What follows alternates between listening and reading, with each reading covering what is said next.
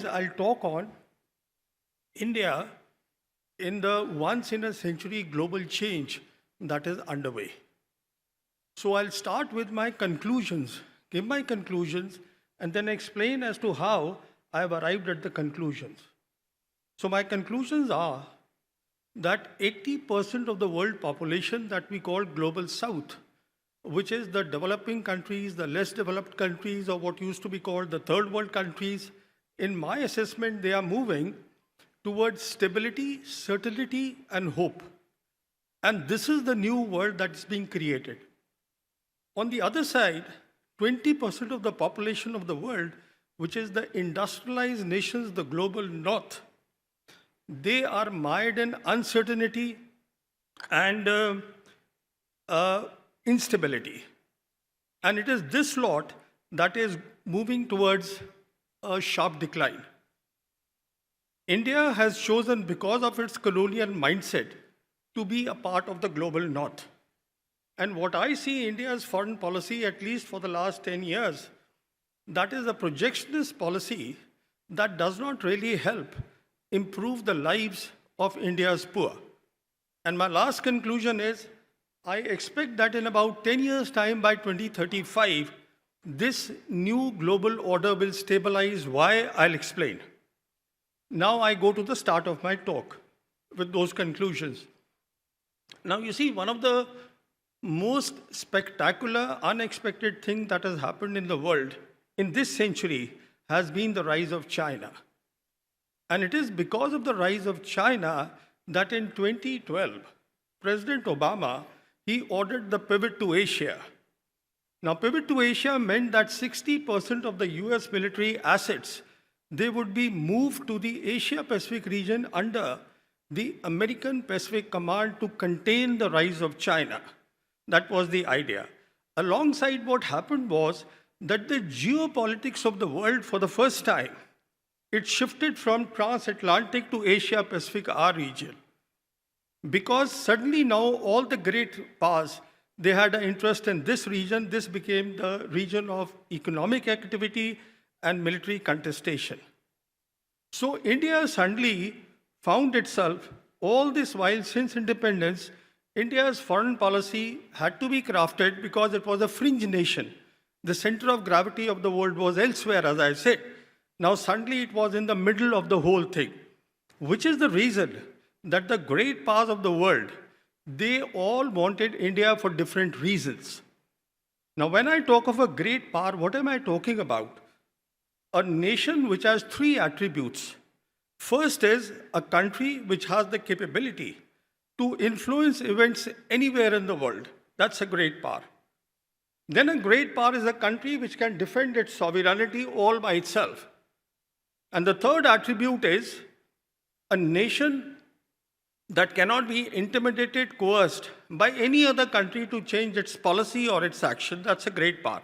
When we look at these three criteria, only three countries qualify, and they are America, China, and Russia.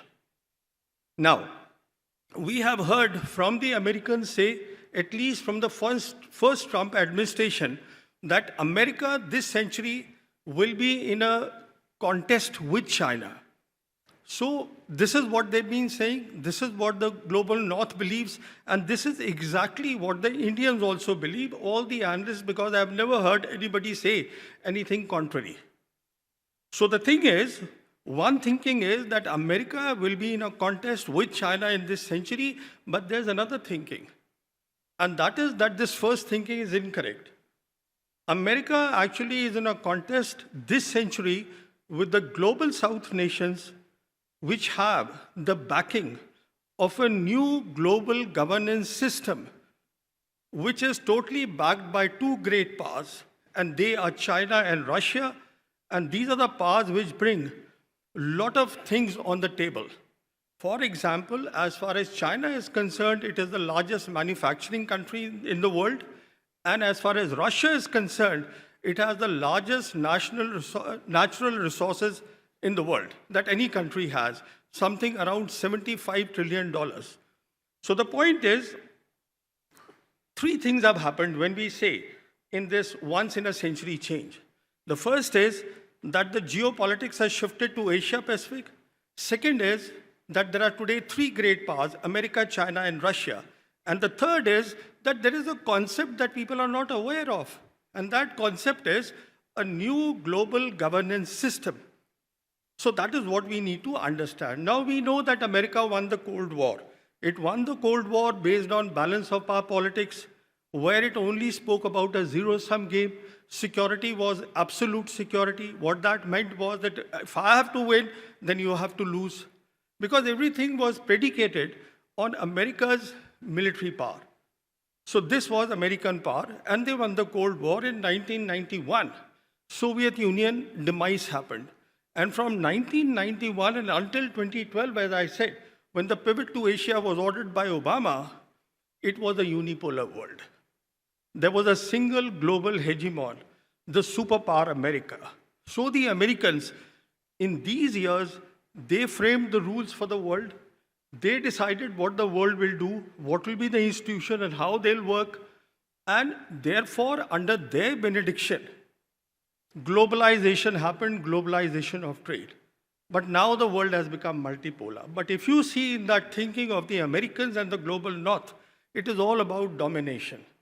So that effect, that hubris has not gone away, which is the reason that when the world today is multipolar, we still hear from senior officials of the Trump administration threatening India publicly every day, telling India not to buy Russian oil, Russian weapons, not to have any dealings with Iran.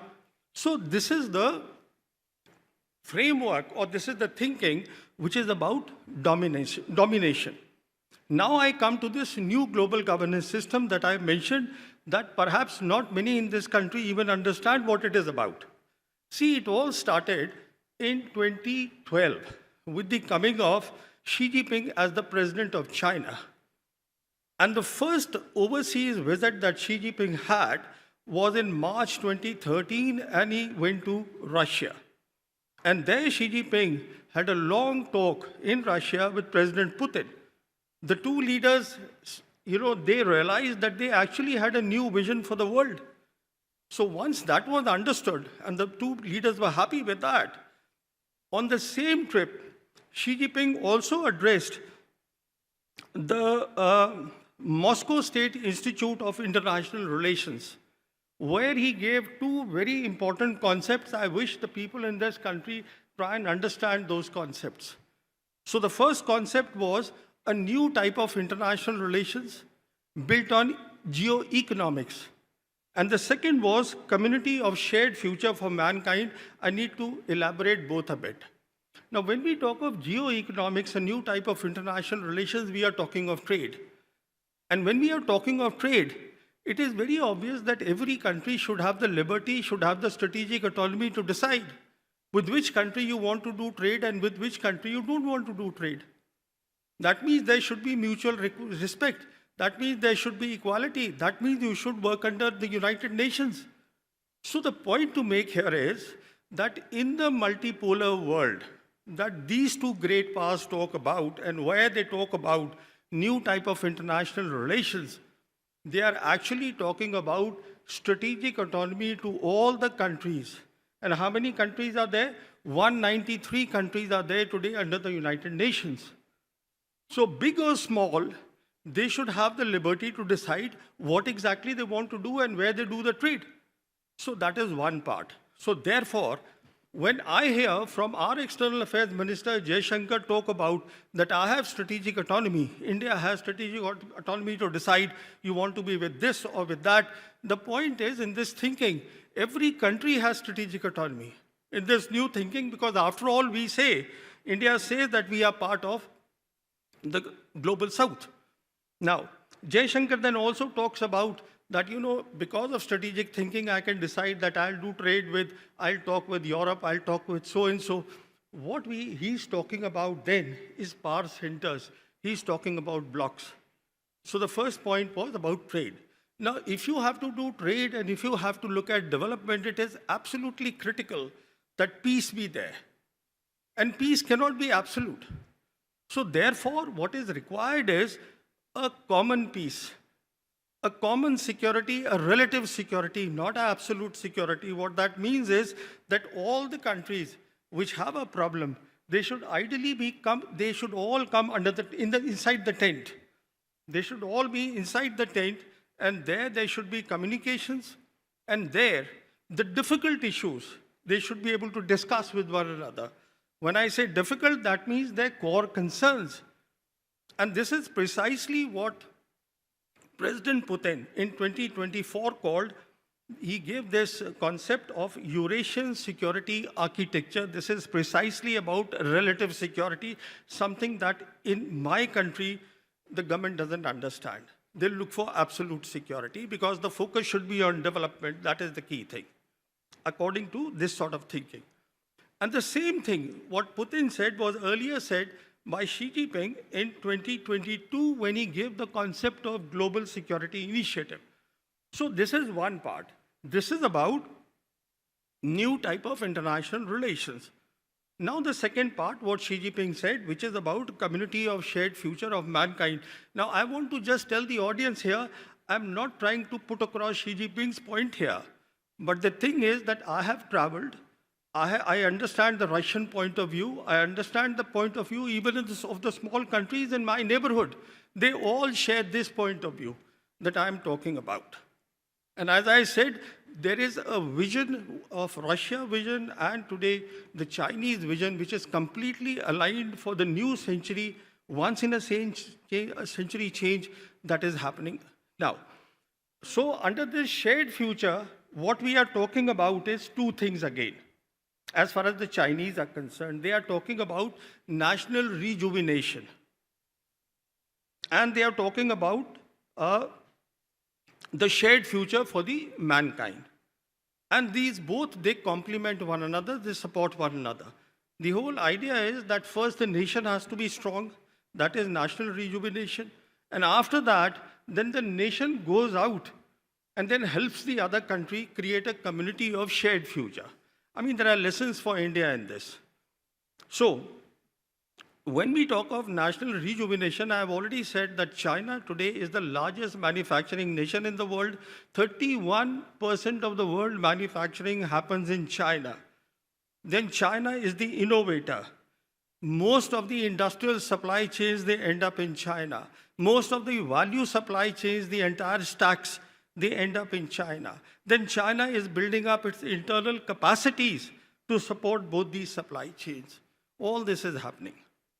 And then as far as the shared future is concerned, we know in 2013, the Chinese gave the concept, which is the Belt and Road Initiative, which of course now has gone further into digital Silk Road.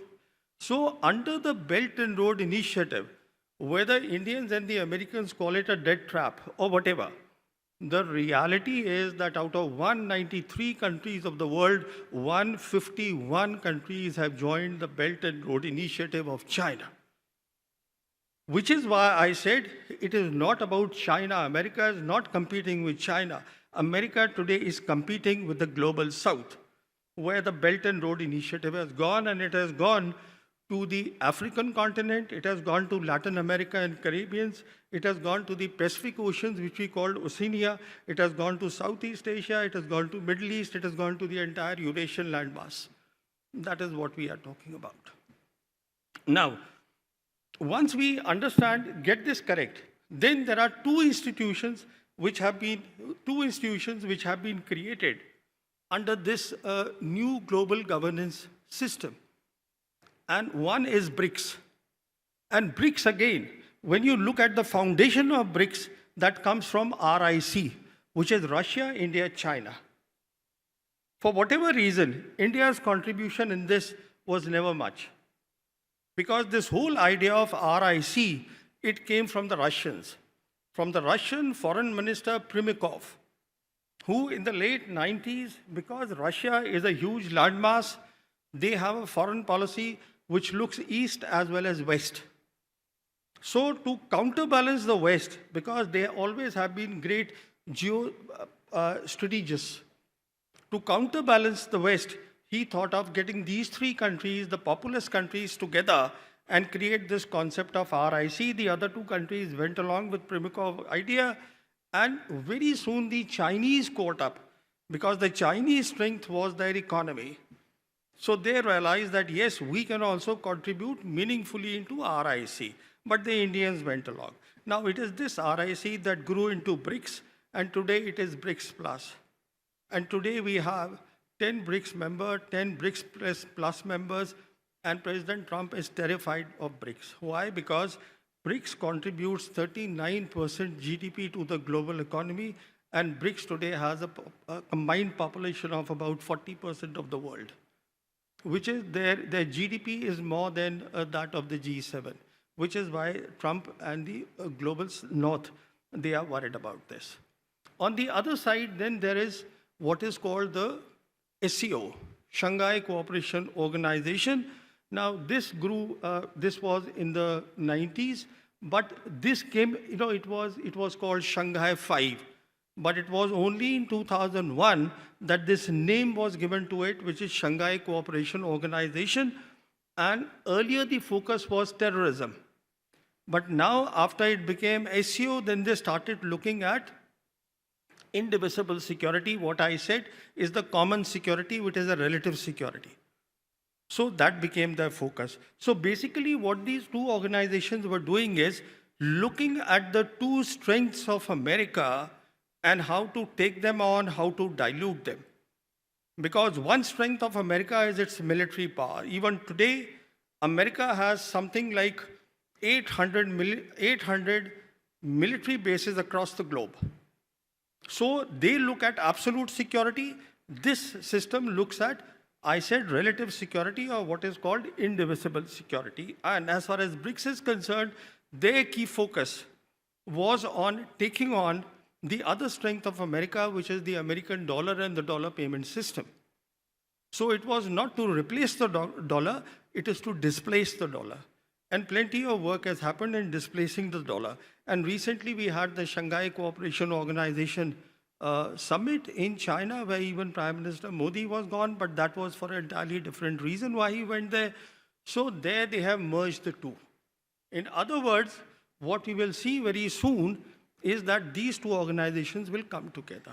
So this is what is happening here. And by the way, one thing I want to make it very clear, that in this system, the existing institutions, because a lot of people say that the Bretton Woods, institutions, the IMF, the World Bank, this thinking, it wants to discard those. No, it does not want to do that. In fact, it wants to work with them closely. Next. Here is the question. How will this world order stabilize? That's the question. And that will happen because of the fourth industrial technologies which are underway. The induction of the fourth industrial technologies. We know that the first and the second industrial revolution that happened in the West, the third industrial revolution, computers, internet, that all happened in America. And now the fourth industrial revolution, which is about artificial intelligence, which is about green technologies, big technologies, both these countries, they are neck to neck, China and America. So that is where things are moving now.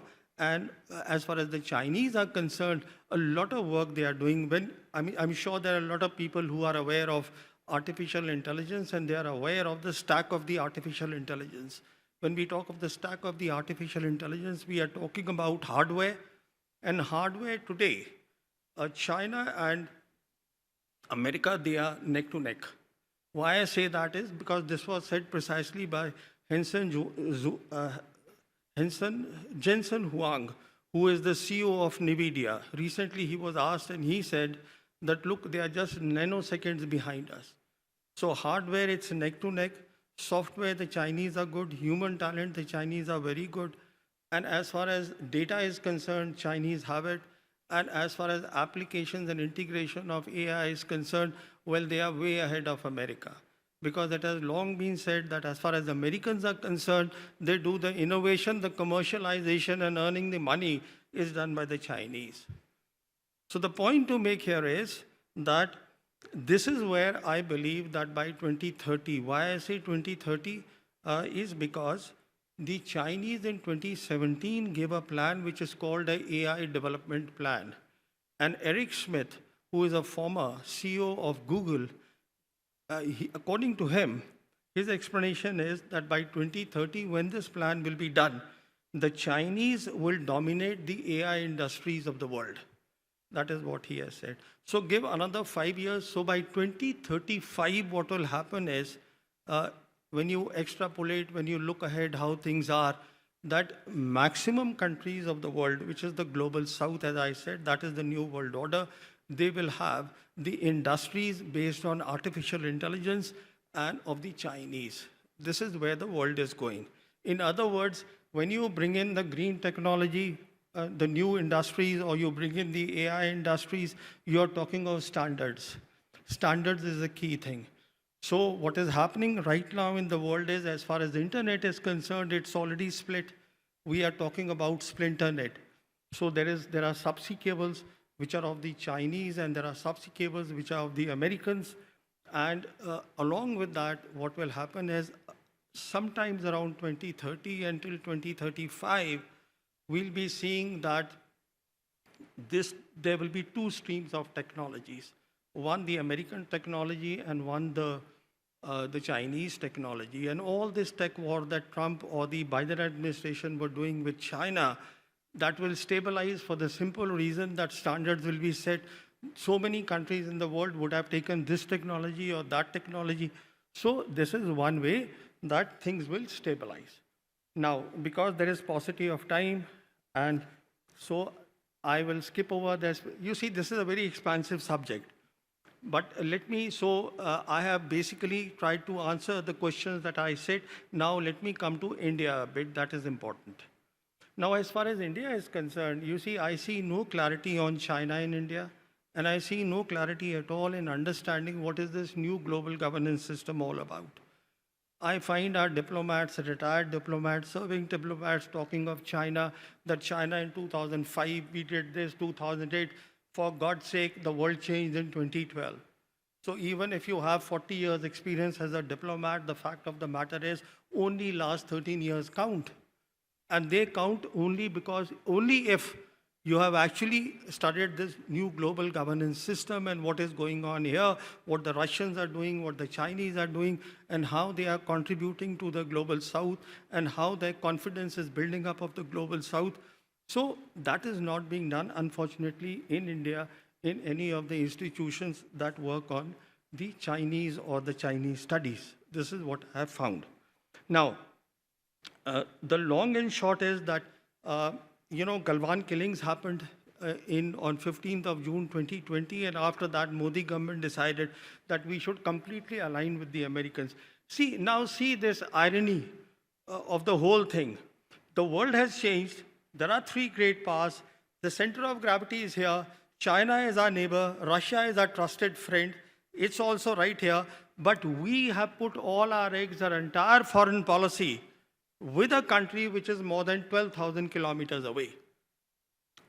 See, I know it is not easy to change the mindset, because we all have grown up, and especially these, the technologies and the dependency that we have on America. I understand all that. But the point is that we have to look ahead if we want to help our next generation, if we want to help our future generation, but I'll come to that point in a while. So you see, what happened is that after this, as far as the military side is concerned, the Modi government completely aligned with the Indo-Pacific strategy of Americans. And then as far as foreign policy is concerned, India left SAARC, India joined BIMSTEC. Then Jaishankar told us that BIMSTEC now aligns with the Act East policy of the Modi government, and that aligns with the American Indo-US strategy. So the point is that we are completely aligned with the Americans, and along with that, now this is what I call the projectionist foreign policy, that India is saying that we are also now in a regional geopolitical contest with China. Look, when we are talking of context at a time when the orders are changing, then we are essentially talking of hard power. We are talking of three things. And in hard power, we are talking of economic power, we are talking of technology power, we are talking of military power. And anybody would know that this gap, of course, China has risen, but the gap between India and China is so humongous, it is so huge, that honestly, it's not even worth comparing today. But The contention of the government is that we have risen and therefore now we are in a competition in South Asia, and South Asia is one region where today we all are aware, except for India and Bhutan, all the small countries of South Asia, they are on board the Belt and Road Initiative of China. The world has changed. And then we say that we are in a contestation in the Indian Ocean region. Then we are say that we want to be the leaders of the global South. Recently, Jaishankar was there on the sidelines of the UN, 80th anniversary of the UN. News came that Jaishankar has met with like-minded countries of global South. For God's sake, global South is an entire different thinking. There's nothing called like-minded any longer. They have entirely different thinking, which we are not aware of, and they, out of politeness, they just keep quiet and they come and join the conference. But we know very well where they are looking for their trade, where they are looking for development, where they are looking for prosperity. Now, with the coming of the Trump administration, things have changed entirely because all the administrations, starting the Obama administration, gave a strategic role to India. And that strategic role was that in the Indian Ocean region, you be the net security provider, you be the military bulwark against China's rise, because if China is able to break out of Western Pacific and come to the Indian Ocean region, then you should be there to take on China. So as far as Trump is concerned, his foreign policy is entirely different. India has no strategic role in that. I won't go in the details here because of paucity of time, but I want to make one point, which is very important. What have we done? What we have done is, on the 20th of January this year, Trump assumed the office of presidency, and on 13th of February this year, our Prime Minister was there in Washington, and a joint statement was signed on 13th of February, and where the key thing was Mission 500. Today, the bilateral trade between India and America stands at $139 billion. In the next 5 years, it will be $500 billion. Basically, we have already told them that as far as green technology is concerned, as far as big technology is concerned, energy is concerned, which is why they are putting pressure on us today. Everything we get from you, we've already told them.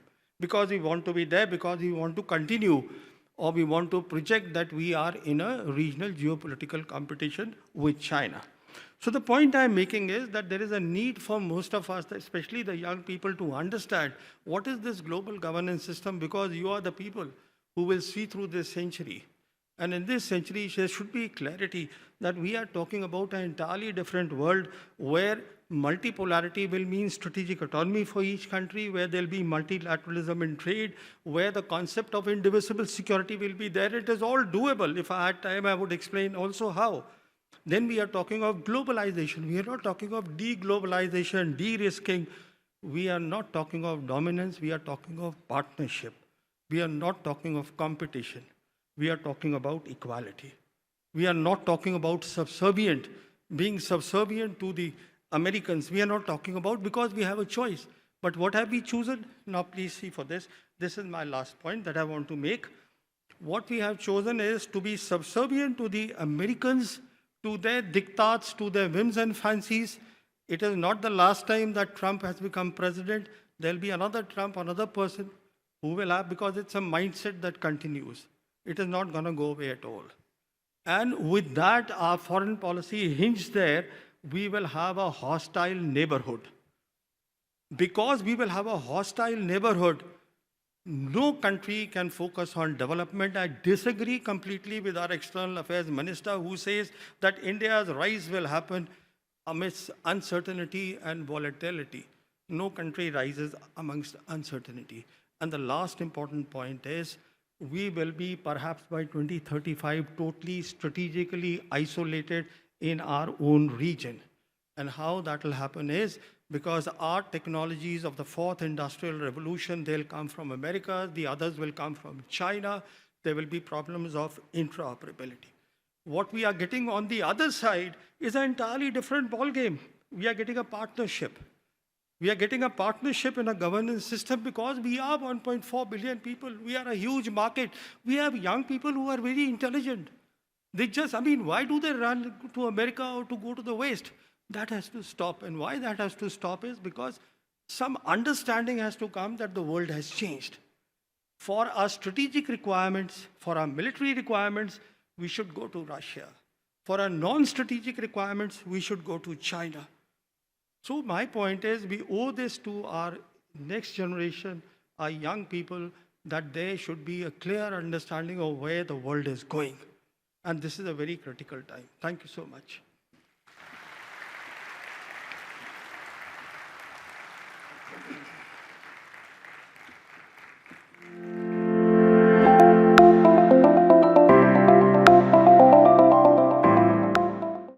Sunny, can we take 2 questions and you can answer them together? This gentleman here, and after that, you.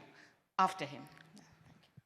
Yeah, I am General Secretary of India-China Friendship Association. I am Dr. Mohan Reddy. Sir, the India-China Friendship Association is taking forward the spirit of Pandit Sundarlal, a Gandhian, and Tagore and Dr. Courtney's, who wished for forever friendship with China, which is in the national interest, our national interest, as you say. The global south is going forward, getting rid of the imperialistic clutches, and India will be the last post of imperialism. That's what our leaders say. Do you agree, sir? When it will happen? The forever friendship with China and the going global south in our national interest. When can we expect this? Can we take the second question also here? Oh, would you like to answer? Oh, so we'll take his question. Your question we could not understand. Can you shorten it? When can we expect our country to be the good friend with China, going along with China, as aspired by our great leaders? And a second question from here. Namaste, sir. I am Sudhakaradu. See, you are telling that by 2035 we will be surrounded by our fully adverse. India will be surrounded by adversity. So how to rescue ourselves in the next 10-15 years? Yeah. Okay. The answer to your question is very simple. Hope that we have a sensible government next.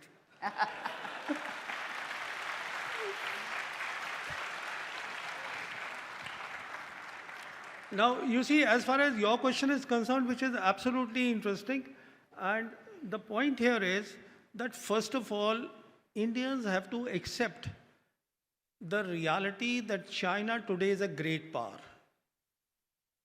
in the new world that we are talking about. And it is nothing great, because what Indians want is, it is for the government to explain, because what we can get from China is a lot. As I said, in the non-strategic fields we can start. We can start in manufacturing. Look, we are a 1.4 billion people. I mean, there are economists. This is not an area that I have read a lot, but I have read a bit. So they talk about services economy will work. I don't think it will. We need manufacturing. And the manufacturing is dying in this country. The small industries are dying in this country. I can see that every day. So there is a lot we can learn from them. See what we can learn from them, how to make good planning. Why has China succeeded? Number one, great planning at the top level. Then they have competition. There are certain things which the federal government does, and then the provinces do. And then the provinces, there's a stiff competition that is going on. They do that. So as far as the federal government is concerned, they look at infrastructure building, they look at education.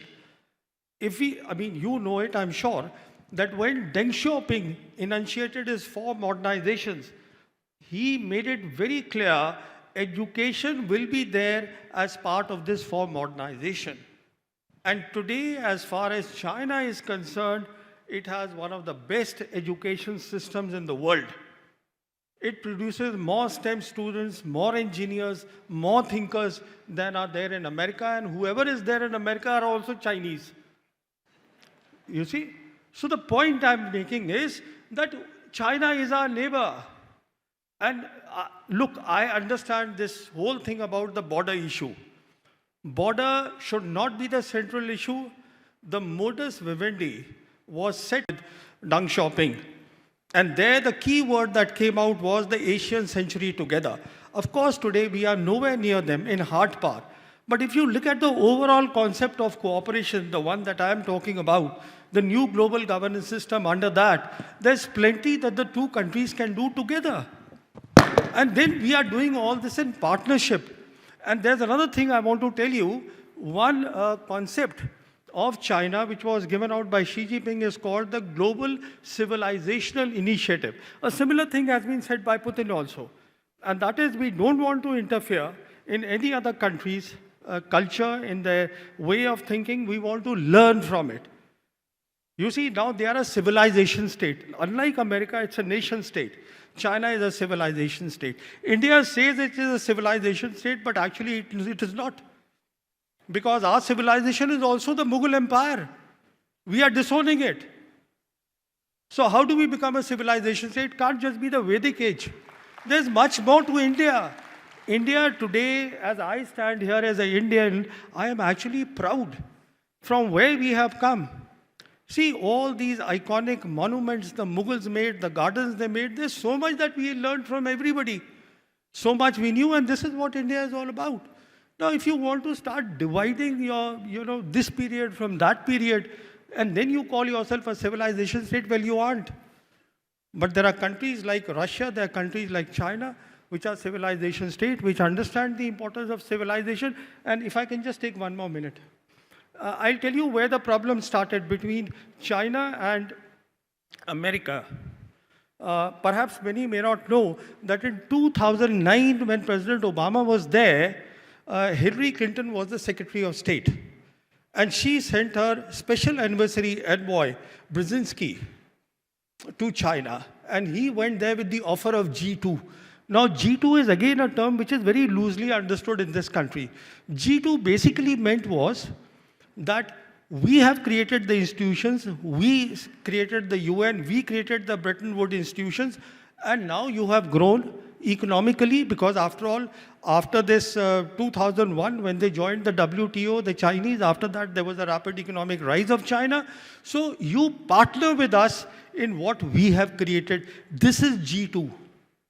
But the Chinese politely declined.